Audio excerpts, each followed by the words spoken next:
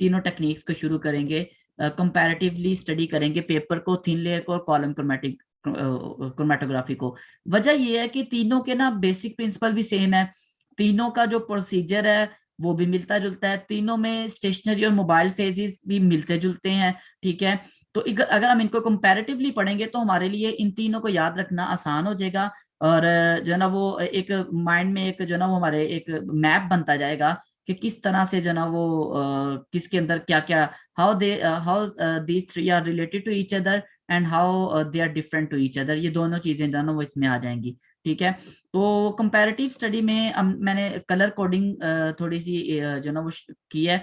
Colour coding में हम red colour की जो लाइनें होंगी या जो रेड कलर की, मतलब ये है कि ये कलर कोडिंग का मकसद क्या है कि बार बार मैं लिखूं कि ये पेपर क्रोमेटोग्राफी का पैराग्राफ है। क्योंकि मैं तीनों को इकट्ठे डिस्कस कर रहा हूँ, हर एक का प्रोसीजर मतलब तीनों का प्रोसीजर इकट्ठा डिस्कस होगा, तीनों के अंदर सॉल्वेंट इकट्ठे डिस्कस होंगे, तीनों के अंदर स्टेशनरी फेज इकट्ठी डिस्कस होगी। तो उसमें जो ना वो कलर कोडिंग होगी कि जो रेड कलर की होगी पैराग्राफ्स होंगी, लाइनें होंगी, वो पेपर क्रोमेटोग्राफी के लिए होंगी। जो ग्रीन कलर होगा वो थिन लेयर क्रोमेटोग्राफी के लिए, और जो ब्लू कलर होगा वो हम कॉलम क्रोमेटोग्राफी के लिए। और एक तो ये कलर कोडिंग से हमारी सिमिलैरिटी हो जाएगी जो वर्ड है क्रोमेटोग्राफी का, जिसका मतलब ही क्या होता है कि कलर राइटिंग। ठीक है ना, तो कलर राइटिंग भी इसमें आ जाएगी, तो हम जो है ना वो एक थोड़ा सा उसके साथ भी मुमासलत कर लेंगे। खैर, तो इसमें हमारे पास जो है ना वो डेफिनेशन तीनों की हम कर लेते हैं, पहले डिफाइन कर लेते हैं तीनों को। पेपर क्रोमेटोग्राफी क्या होती है? क्रोमेटोग्राफी की जो डेफिनेशन है वो तीनों के लिए ही होती है। ठीक है, और आगे उनकी फिजिकल चूंकि स्टेट या फिजिकल शेप डिफरेंट है, तो इसलिए मैंने उनको अलग अलग जो ना वो डेफिनेशन भी हम कर लेते हैं। तो पेपर क्रोमेटोग्राफी क्या होती है कि इन विच separation of component of a mixture is carried by flow of solvent on specially designed filter paper। एक तरह का फिल्टर पेपर होता है, उसके ऊपर हम सेपरेशन करते हैं, जैसा कि हमने इंक की क्रोमेटोग्राफी की थी कि हमने इंक ली थी और उस इंक के ऊपर हमने जो है ना वो इंक को डुबोया था एक सॉल्वेंट में, और इंक के अंदर जो डिफरेंट कलर थे वो सेपरेट हो गए थे। तो बेसिकली सेपरेशन करने के लिए हमने पेपर यूज किया है। तो जिस क्रोमेटोग्राफी में पेपर यूज करते हैं उसको हम कहते हैं पेपर क्रोमेटोग्राफी। ठीक है, और एक दूसरी टाइप है जिसके अंदर हम पेपर नहीं यूज करते, बल्कि उसमें स्टेशनरी फेज को हमने एक प्लास्टिक की अगर आपने ग्लास स्लाइड देखी हो जो माइक्रोस्कोप के नीचे रखते हैं ना, इस तरह की एक स्ट्रिप होती है, वो चाहे प्लास्टिक की बनी हो, चाहे वो शीशे की बनी हो, चाहे वो एल्यूमिनियम की बनी हो, उसके ऊपर हम ना एक पाउडर की तय लगा देते हैं, एक थिन लेयर लगा देते हैं। और फिर उस थिन लेयर के ऊपर सैंपल लगा के जिस तरह पेपर के ऊपर लगाते हैं, बिल्कुल सेम प्रोसीजर है दोनों का। पेपर पे भी जैसे डेवलपमेंट करते हैं इसका और उसका बिल्कुल सेम है, सिर्फ फर्क ये है कि वो पेपर है वो थिन लेयर है। ठीक है, तो इस क्रोमेटोग्राफी में हम सेपरेशन करते हैं, इसमें हम सेपरेशन करते हैं एक थिन लेयर के जरिए। और ये जो थिन लेयर होती है ना, ये इसको हमने एक ग्लास, प्लास्टिक या एल्यूमिनियम या किसी भी दूसरे स्पोर्टिंग मीडियम पे लगाया हुआ होता है। तीसरी किस्म की जो क्रोमेटोग्राफी है उसको हम कहते हैं G column chromatography, colour coding जिसकी ब्लू है। तो कॉलम क्रोमेटोग्राफी में हम भी मिक्सचर के कंपोनेंट को सेपरेट करते हैं, लेकिन फर्क सिर्फ यहाँ पे ये होता है कि इसमें जो जिनको हमने सेपरेट करना होता है ना, उनको हम एक सॉल्वेंट में डिसॉल्व करते हैं, फिर उनको एक कॉलम में डाल देते हैं। ये कॉलम है, यहाँ पे डाल दिया। ये अगर आपको एनिमेशन नजर आ रही है, ये वर्किंग एनिमेशन है जो साइड पे चल रही है। ठीक है, तो इसमें क्या हो रहा है, इसमें क्या हो रहा है कि यहाँ पे ऊपर से हमने सैंपल डाला पहले। ठीक है, फिर ऊपर से हम क्या डाल रहे हैं, सॉल्वेंट डाल रहे हैं। ठीक है, और वो सॉल्वेंट के साथ साथ सैंपल के जो कंपोनेंट है वो एक दूसरे से क्या हो जाएंगे, सेपरेट हो जाएंगे। तो तीनों डिफरेंट तरह का डिस्टेंस जो है वो ट्रेवल करते हैं। तो इसको हम कहते हैं कॉलम क्रोमेटोग्राफी। अच्छा, अब इसके बाद हम एक जनरल जो है ना वो प्रोसीजर डिस्कस करेंगे सबका। ब्रीफ प्रोसीजर क्या है, आपने पेपर क्रोमेटोग्राफी परफॉर्म की थी, कोई बच्चा उसका प्रोसीजर रिपीट कर सकता है यहाँ पे क्लास में जो किया था? सर उसमें हमने इंक ली थी अच्छा। और क्रोमेटोग्राम लिया था, बॉक्स था और फिर पेपर था, और उसके ठीक ऊपर है, हमने एक स्पॉट लगा के, साथ में हमारे पास सॉल्वेंट था सही है। NaCl डाल के, तो उसको किया था हमने परफॉर्म। क्या किया था सॉल्वेंट को? प्रोसीजर हम डिस्कस करेंगे तीनों का साइमल्टेनियसली, क्योंकि मैंने शुरू में बात की है कि तीनों का प्रोसीजर जो है वो मिलता जुलता है। ठीक है, तो प्रोसीजर में जो स्टेप्स हैं, सबसे पहले हमने स्टेशनरी फेज को प्रिपेयर करना होता है। पेपर को ज़ाहिर है कि हमें प्रिपेयर नहीं करना पड़ता, टीएलसी को भी प्रिपेयर नहीं करना पड़ता, थिन लेयर वो हमें बनी बनाई मिलती है। हाँ, उसको कॉलम को जो ना वो हमें प्रिपेयर करना पड़ता है कि कॉलम के अंदर हमने पैकिंग करनी होती है।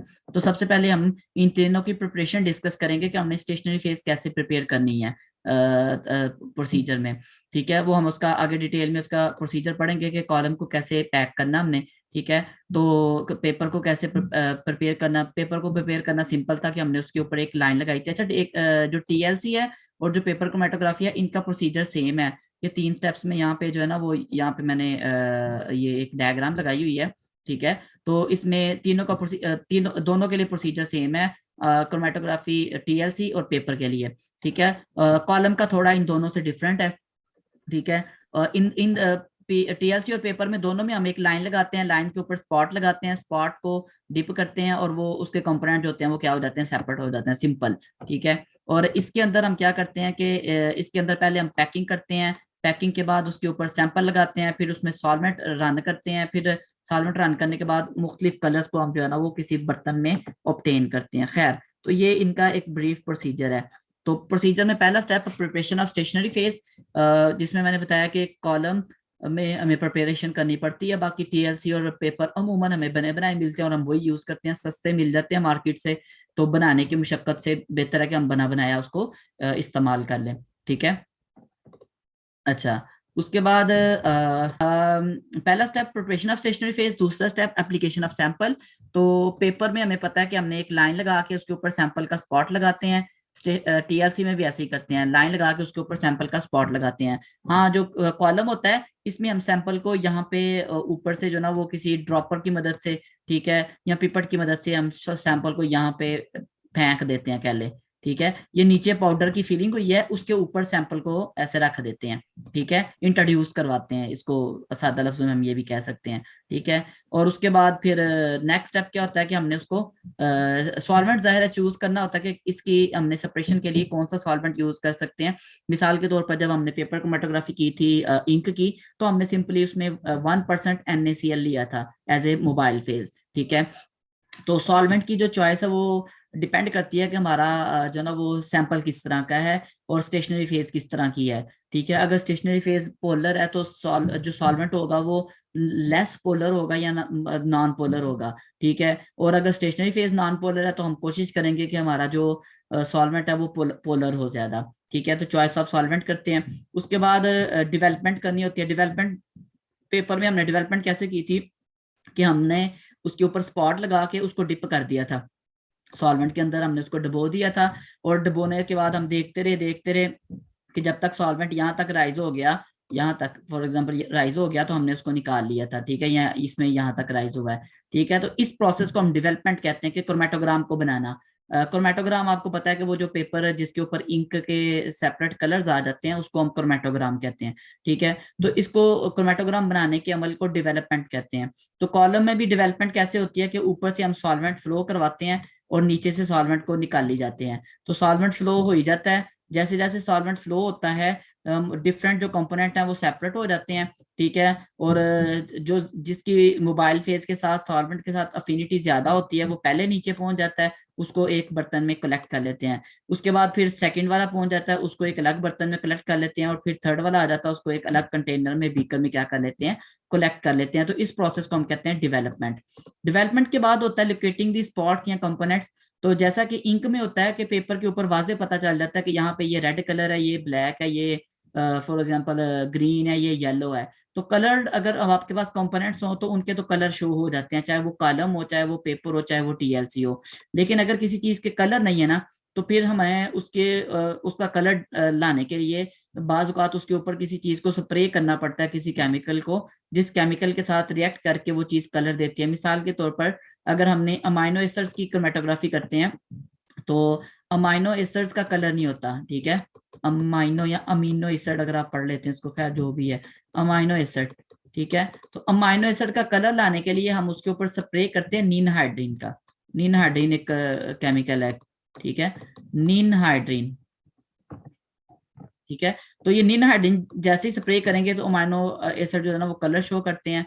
ठीक है, और हम उनको पहचान सकते हैं कि यहाँ पे ये है और यहाँ पे ये है, क्योंकि वैसे ये कलरलेस होते हैं। इसी तरह शुगर्स की अगर आप सेपरेशन करते हैं तो उनमें भी कलर नहीं आता, तो उस पर भी आप कलर करते हैं। तो बहुत सारे हमारे पास ज्यादातर ऐसी क्रोमेटोग्राफी सेपरेशन होती हैं जिनमें कलर नहीं आता, तो हमें कलर लाने के लिए उसके ऊपर स्प्रे करना पड़ता है। ठीक है, उसके बाद आर एफ वैल्यू आपको पता है कैलकुलेट करते हैं। ये आपके पास डायग्राम जो नजर आ रही है जिसपे मैंने दो रेड लाइनें लगाई हैं।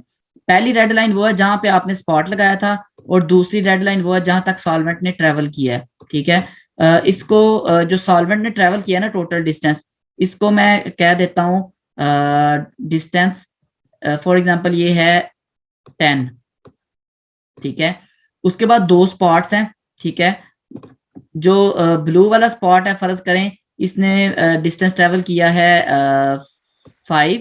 ठीक है, और जो रेड वाला स्पॉट है इसने डिस्टेंस ट्रेवल किया है 3, फर्ज कर रहे हैं हम। ठीक है, तो आर एफ वैल्यू कैसे कैलकुलेट करते हैं कि जो एक कंपोनेंट ने डिस्टेंस ट्रेवल किया होता है उसको सॉल्वेंट के डिस्टेंस पे डिवाइड करते हैं। मतलब हमने अगर ब्लू की आर एफ वैल्यू कैलकुलेट करनी है ब्लू वाले की, तो हम क्या करेंगे, 5 को डिवाइड करेंगे किसके साथ, 10 के साथ।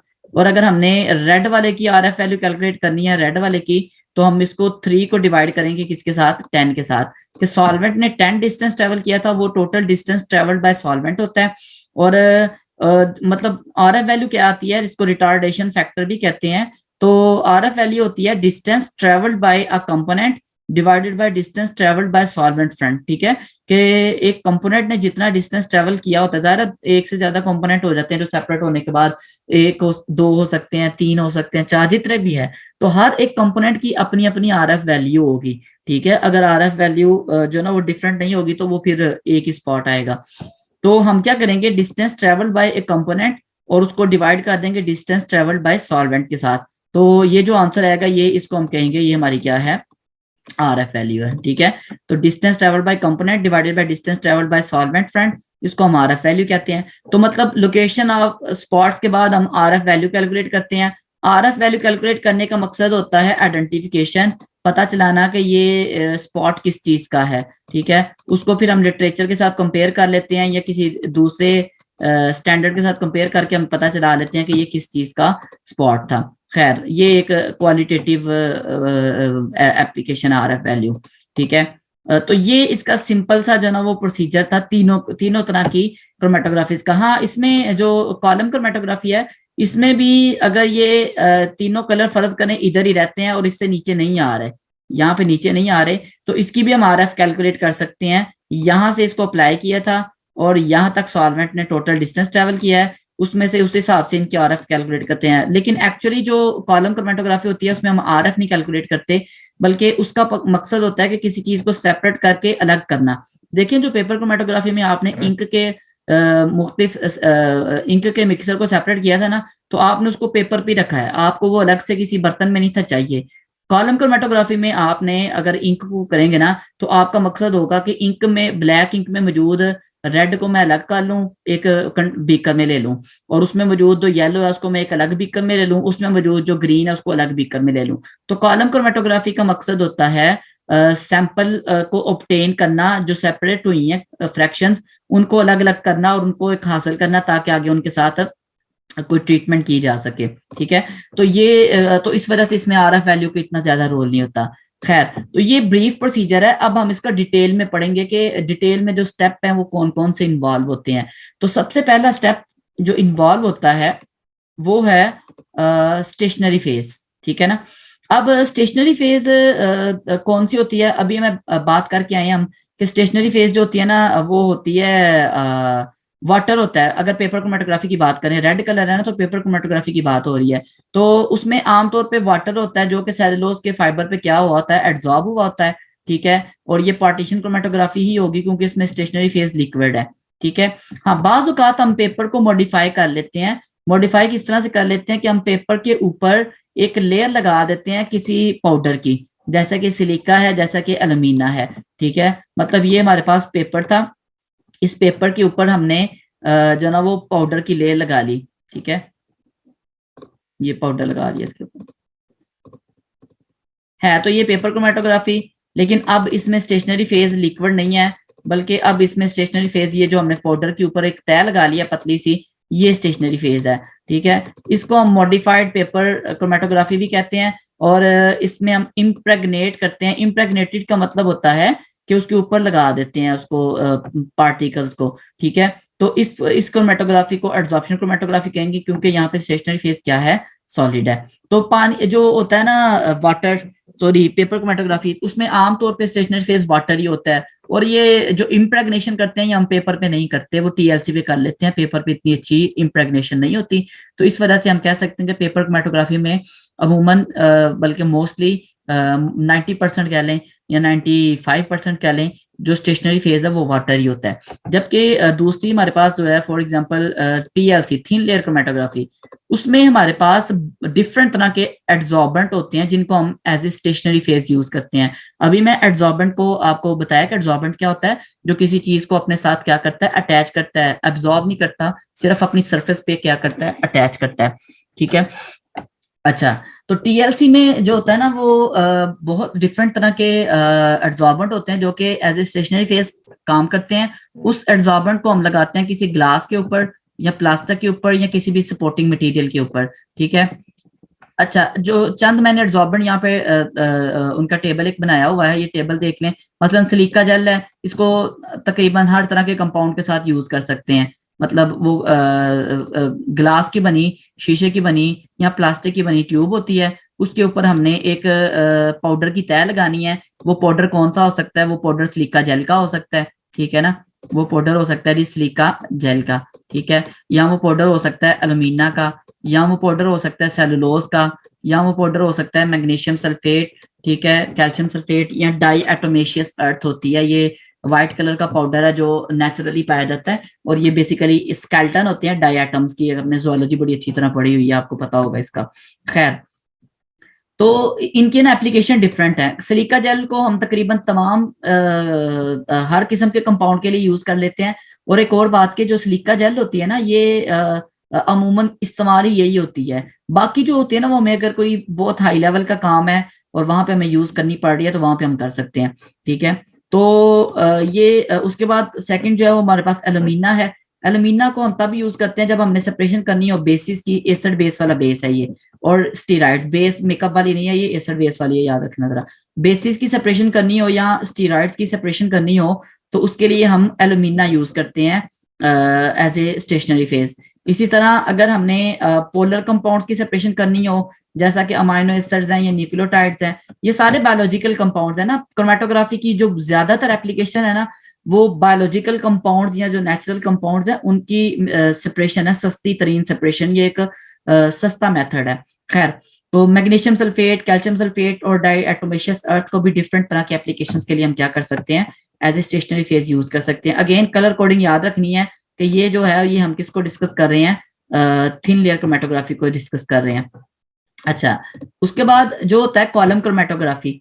कॉलम क्रोमेटोग्राफी में भी हमारे पास जो स्टेशनरी फेज है वो डिफरेंट तरह के होते हैं, ठीक है। और उसमें हमारे पास ज्यादा वैरायटी आ जाती है, टीएलसी से भी ज्यादा वैरायटी होती है स्टेशनरी फेज की, क्योंकि उसमें हमने ट्यूब के अंदर पैकिंग ही करनी होती है। टीएलसी में हमने एक शीशे की प्लेट लेनी, और या जो हम ले लेते हैं प्लास्टिक की ट्यूब, उसके ऊपर लगाते हैं, तो उसके ऊपर हर मटेरियल नहीं लग जाता, ठीक है। जबकि पैकिंग, अगर हमने, हमारे पास एक ट्यूब है इस तरह का, जैसे आपको ये नजर आ रही है, ये ट्यूब है, इसके अंदर कोई भी चीज फिल करनी है तो ये तो आसानी से फिल हो जाएगा, इसको किसी भी पाउडर से भरा जा सकता है। तो मतलब ये है कि जो कॉलम क्रोमेटोग्राफी है, इसमें हमारे पास एड्सॉर्बेंट्स की तादाद जो है वो रिलेटिवली क्या है, ज्यादा है, ठीक है। तो बहरहाल, तो जो कॉमनली हम एड्सॉर्बेंट यूज करते हैं उनमें वही है जो उधर यूज करते हैं, कुछ नहीं है। सिलिका जेल है, एल्यूमिना है, सुक्रोज है, मैग्नीशियम सल्फेट है, कैल्शियम फॉस्फेट है, टाल्क है, जिसको टाल्कम पाउडर बनाने के लिए भी इस्तेमाल किया जाता है। ये व्हाइट कलर का मिनरल होता है, ठीक है, पाउडर वगैरह में यूज होता है, और ये एज ए फिलर भी यूज होता है। स्टार्च है, सेलुलोज है, स्टार्च जिसको माया कहते हैं, सेलुलोज है, चारकोल है। तो ये सारे जो ना वो चंद मशहूर हमारे पास एड्सॉर्बेंट्स हैं जिनको हम कॉलम के अंदर फिल करते हैं क्रोमेटोग्राफिक सेपरेशन करवाने के लिए, ठीक है। ये थी इनके स्टेशनरी फेजेस। अब आ जाते हैं कि हमने उसको प्रिपेयर कैसे करना है स्टेशनरी फेज को। तो पेपर को तो प्रिपेयर करने की जरूरत नहीं पड़ती, ठीक है। पेपर हमारे पास जो है ना वो रेडी टू यूज आता है, मतलब बना बनाया आता है। तो इसको हम ना वॉटमैन फिल्टर पेपर कहते हैं। ये एक स्पेशल तरह की कंपोजिशन होती है, होता कागज ही है, लेकिन इस कागज को बनाने के लिए एक मखसूस कंपोजिशन यूज की गई है, जिस वजह से इसको एक स्पेसिफिक नाम दिया गया है, वॉटमैन का नाम दिया जाता है। तो ये जो वॉटमैन फिल्टर पेपर है ना, ये डिफरेंट साइज डिफरेंट तरह के होते हैं, और इनमें फर्क क्या होता है, ये जो फिल्टर पेपर होते हैं ना, इनमें फर्क होता है इनकी रेजोल्यूशन का। रेजोल्यूशन क्या होती है, सेपरेशन बिटवीन टू थिंग्स। ठीक है, जितनी अच्छी रेजोल्यूशन होगी उतनी अच्छी सेपरेशन होगी। यहाँ पे देखें, एक डायग्राम देखें, मिसाल के तौर पर दो कलर हैं, ये रेड है और इसके साथ एक ये कलर है, पिंक कलर है। ठीक है, एक ये सेपरेशन है। दूसरी तरफ आपके पास सेपरेशन है, ये रेड है, ठीक है, और ये पिंक है। ठीक है, एक तीसरी जगह पे आपके पास है, ये रेड है और ये पिंक है। ठीक है, तो यहाँ पे जो ये 3, ये 2 और ये 1, ठीक है, तो ये जो थर्ड वाला है ना, इसकी रेजोल्यूशन सबसे अच्छी है। रेजोल्यूशन का मतलब होता है कि दो पॉइंट्स के दरमियान डिफ्रेंशिएट कर पाना, उसको हम रेजोल्यूशन कहते हैं। दो क्लोज चीजों के दरमियान डिफ्रेंशिएट करना, उसको हम रेजोल्यूशन कहते हैं। ठीक है, इसकी रेजोल्यूशन 1 वाले की 3 वाले से कम है, लेकिन 2 वाले से फिर भी बेहतर है। 2 वाले में तो बिल्कुल ही मिक्सिंग हुई है, कलर्स का कोई इतना ज्यादा पता नहीं चल रहा कि कौन सा कलर कहाँ पे खत्म हो रहा है और कौन सा कलर कहाँ पे शुरू हो रहा है। तो जो चॉइस ऑफ फिल्टर पेपर है, फिल्टर पेपर बेसिकली ना हमारे पास मुख्तलिफ कैटेगरीज के आते हैं। कोई मोटा होता है, कोई पतला होता है, थिक होता है, और कोई थिन होता है, और उनके पोर साइजेस डिफरेंट होते हैं ना। पोर साइजेस, उनके अंदर जो क्या कहते हैं, पोर्स हैं, जो सुराख हैं, ठीक है, तो उनके साइजेस डिफरेंट होते हैं और उसी हिसाब से उनकी एप्लीकेशन भी डिफरेंट होती है। अच्छा, तो दूसरा फिल्टर पेपर की जो चॉइस है वो डिपेंड करती है थिकनेस पे। हमें एक थिन फिल्टर पेपर चाहिए या थिक चाहिए। थिक और थिन में फर्क ही होता है कि जो थिन होता है ना, उस पर सैंपल थोड़ा लगता है, और थिक जो मोटा होता है उस पर सैंपल ज्यादा लग जाता है। मतलब सैंपल अगर हमारे पास ज्यादा है या गाढ़ा सैंपल है, तो उसको थिन फिल्टर पेपर पे नहीं लगा सकते, वो उसके पोर्स में, उसके सुराखों में फंस जाएगा और उसकी रेजोल्यूशन इतनी अच्छी नहीं होगी। जबकि जो थिक वाला फिल्टर पेपर है, उसको एक गाढ़े सैंपल के लिए यूज कर सकते हैं, या ज्यादा मिकदार में सैंपल है तो उसके लिए भी हम इसको इस्तेमाल कर सकते हैं। अच्छा जी, उसके बाद तीसरी चीज जिसपे वो डिपेंड करती है इसकी चॉइस, वो उसका फ्लो रेट है। ठीक है, फिल्टर पेपर के पोर्स के साइज के हिसाब से उसका फ्लो रेट डिफरेंट होता है कि उसमें से स्टेशनरी फेज ने पास करना होता है। स्टेशनरी फेज के पास करने की स्पीड डिफरेंट होती है। किसी पेपर में जल्दी, मसलन अगर आप देखें, आपके पास डिफरेंट तरह के पेपर आते हैं रजिस्टर वाले बाजार से जो आप खरीदते हैं। ठीक है, एक रजिस्टर वाला पेज होता है, एक बुक का पेज होता है, एक अखबार का पेज होता है। इन तीनों तरह के पेजेस को अगर आप पानी में डिप करें ना, तो आप देखेंगे कि तीनों में पानी के ट्रेवल करने की स्पीड डिफरेंट है। तो इसको हम फ्लो रेट कहते हैं कि उसमें लिक्विड के फ्लो करने की जो स्पीड क्या है। ठीक है, तो फिल्टर पेपर चूज करते वक्त हमने इन तीन चीजों को, या इसके अलावा और भी होती हैं, लेकिन मोस्टली जो मेन चीजें हैं, या आम कह लें, हम 3 पॉइंट सिर्फ पढ़ लेते हैं कि हमने इन 3 चीजों को माइंड में रखना है। अब इसी हिसाब से हमारे पास डिफरेंट तरह का फिल्टर पेपर आता है। ये वॉटमैन फिल्टर पेपर में वॉटमैन नंबर होता है। Whatman filter paper number 1, Whatman filter paper number 3, 4, 5, 20, different तरह के इनके नंबर होते हैं, जो इनकी प्रॉपर्टीज के हिसाब से। इनके यूजेस भी डिफरेंट है। अब ये जो 1 वाला है, ये आमतौर पे हम यूज करते हैं लैब में एनालिटिकल सेपरेशन के लिए। ठीक है, ये कॉमन यूज होता है इसका। जो 3 वाला है, ये थिक पेपर है, और थिक पेपर में क्या होता है कि ये ज्यादा क्वांटिटी को सेपरेट कर सकता है, लेकिन इसका नुकसान ये होता है कि इसकी रेजोल्यूशन कम होती है, ये इसकी सेपरेशन को इतनी अच्छी नहीं होती। ठीक है ना, रेजोल्यूशन मैंने आपको बताया कि सेपरेशन को कहते हैं। ठीक है, उसके बाद जो होता है ये वाला वॉटमैन पेपर फिल्टर पेपर नंबर 4, ये यूज हम तब करते हैं जब हमें एक रैपिड फ्लो रेट चाहिए होता है, ज्यादा फ्लो रेट होता है इसमें से लिक्विड ज्यादा तेजी से फ्लो करता है। अगर हमें टाइम कम चाहिए, मतलब जाहिर है कि आपने जब एक्सपेरिमेंट परफॉर्म किया था उसका, क्रोमेटोग्राफी का, तो आपने उसको उसके ऊपर स्पॉट लगा के उसको डिप करके कितनी देर तक उसको जो ना वो देखते रहे, जी पानी अब उसमें राइज कर रहा है। ठीक है, तो उसकी स्पीड स्लो थी। अगर हम एक ऐसा एक्सपेरिमेंट करना चाहते हैं जिसमें हम चाहें कि हमारी जो ना वो स्पीड बड़ी तेजी से जो ना वो लिक्विड उसमें राइज कर जाए, लिक्विड जाहिर है कैपिलरी एक्शन से राइज करता है उसमें।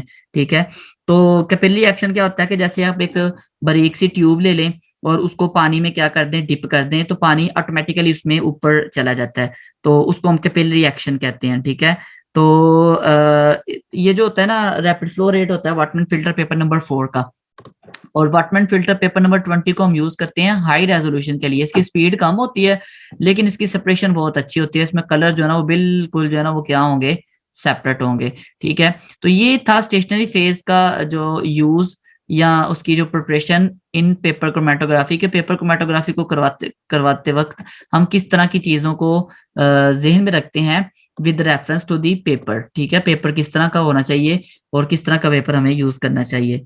अच्छा, उसके बाद अगर हम करवा रहे हैं टीएलसी, टीएलसी में भी यही सूरत हाल है। रेडीमेड प्लेट भी मिल जाती है हमें, लेकिन अगर हमें प्लेट खुद बनानी पड़े तो वो हम कैसे बना सकते हैं।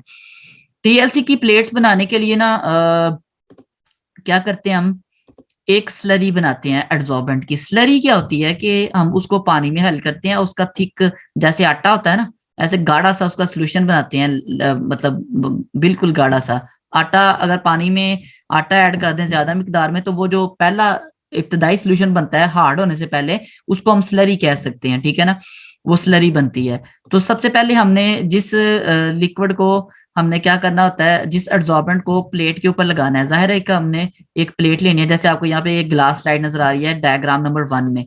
ठीक है, इसमें हमने इसके ऊपर एक थिन लेयर लगानी है। तो वो जो जिस चीज की लेयर लगानी है ना, उसकी हमने पहले एक स्लरी बनाई हुई है, उसका पानी में एक थिक सा जो ना वो सोल्यूशन बनाया हुआ है। ठीक है, स्लरी की एग्जांपल जैसे गूंद की तरह का कह लें, या जैसे आप झंडियां लगाने के लिए आटा पानी के साथ मिक्स करते हैं वो स्लरी बनती है। खैर, अब उस स्लरी के अंदर आप पानी मिक्स करते हैं और साथ एक बाइंडर लगाते हैं। बाइंडर क्या होता है, एक ऐसा मटेरियल होता है जो कि एड्सॉर्बेंट को स्टेशनरी फेज के साथ इसके साथ प्लेट के साथ जोड़ता है। आमतौर पे देखें, अगर आप प्लेट शीशे की कोई बर्तन लेते हैं, उसके ऊपर कोई चीज लगाएंगे तो वो उसके साथ अटैच नहीं होती, वो उसके ऊपर फिसल जाती है। तो बाइंडर जो है ना वो उस एड्सॉर्बेंट को जो ना वो अटैच करेगा इस ग्लास की प्लेट के साथ, या जिसके ऊपर भी आप एक लेयर लगाना चाह रहे हैं। तो स्लरी आपने एड्सॉर्बेंट की बनानी है। एड्सॉर्बेंट भी आगे हमने बल्कि एड्सॉर्बेंट हमने डिस्कस कर ली है कौन कौन से होते हैं।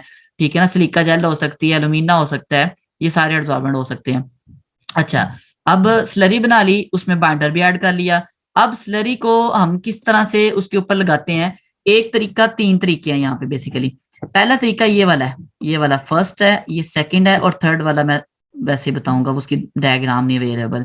ठीक है, हमने एक स्लरी को उस ग्लास प्लेट के ऊपर यहाँ पे देखिए गिरा लिया एक साइड पे। उसके बाद उसको ना थोड़ा टिल्ट किया है, थोड़ा सा ना ऐसे झुकाया है, तो वो पूरी ग्लास प्लेट के ऊपर फैल गई है।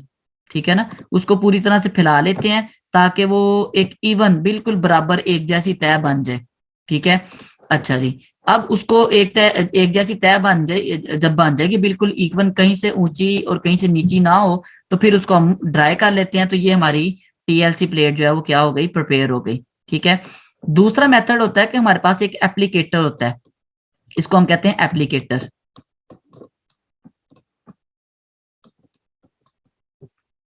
अच्छा जी, एप्लीकेटर क्या होता है कि इसके अंदर यहाँ पे देखिए हमने यहाँ से फिलिंग की हुई है पाउडर की, या वो जो स्लरी और बाइंडर है उसको इसमें फिल कर लेते हैं इस चैम्बर के अंदर।